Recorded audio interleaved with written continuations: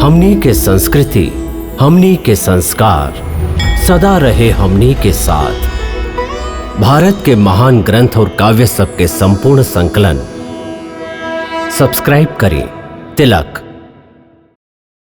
भक्त वृंदों के प्राण प्यारे, नमामि राधे नमामि कृष्णम।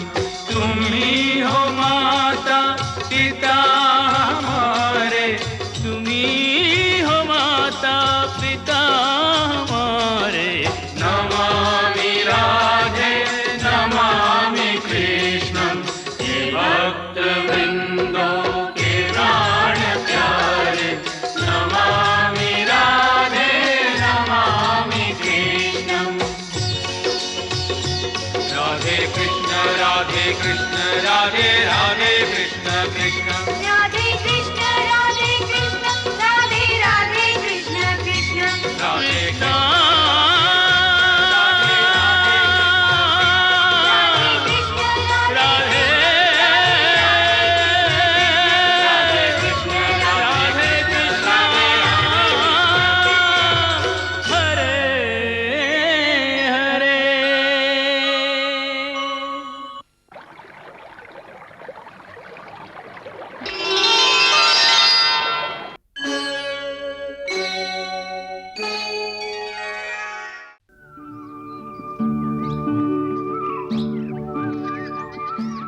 फल,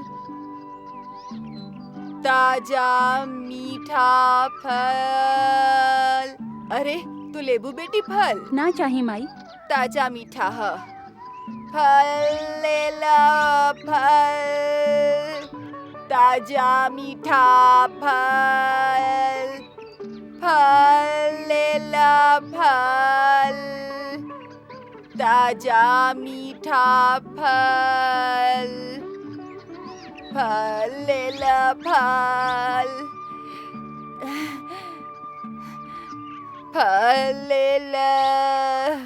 भाई फल ले ला, बहुत मीठा है। ना चाही। थोड़ी का सा ले ला, बहुत मीठा है। ना चाही माई। तू ले ला बेटी। ना चाही माई। अच्छा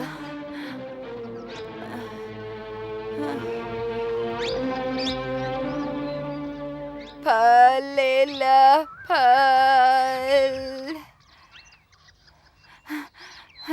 लइकन फल ले ला, ना चाही माई। बहुत मीठा है। एक बार कहली ना हमके ना चाही। कम दाम में दे देब लइकन। एक बार कहली ना माई हमके ना चाही। हम लोगन के खेले दीही, हम लोगन के तंग मत करी।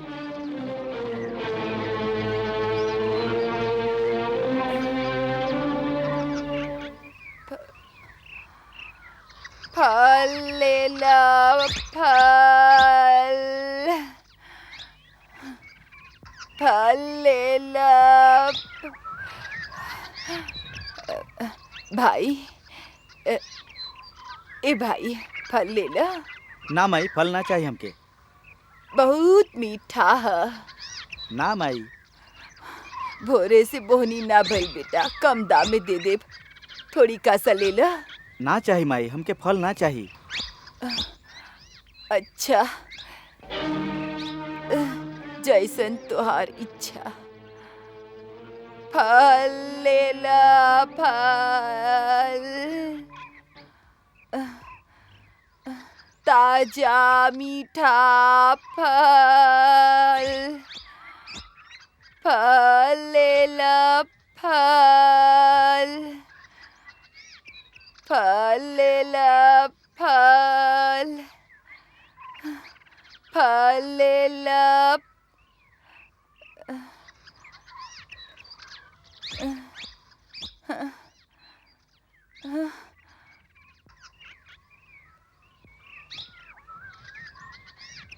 फल ले ला फल।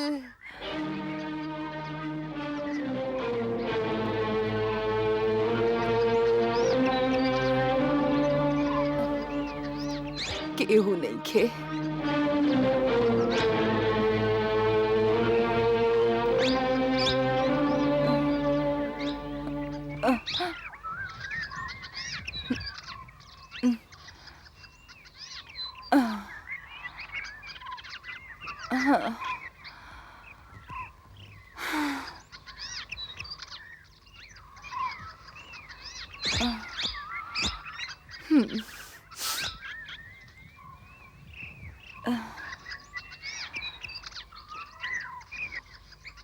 हे प्रभु,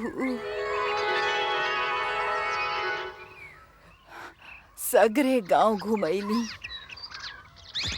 बोहनी भी ना भइल। आज भूखले रखब प्रभु। अच्छा, जैसन आपकी इच्छा।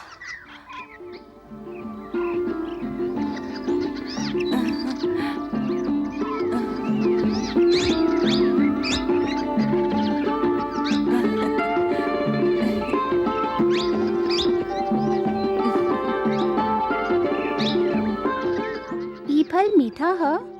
हाँ, बहुत मीठा है। लेबा? हाँ, कितना? तू कितना देबू? जितना फल के मोल देबा उतना फल दे देब। मोल? मोल का होखेला?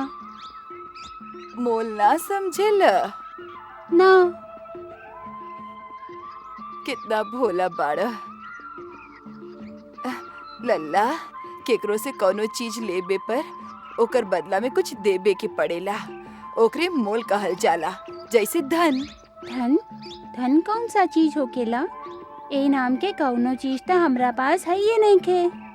तो के नहीं खे मालूम। जा, अपन माई से ले आवा।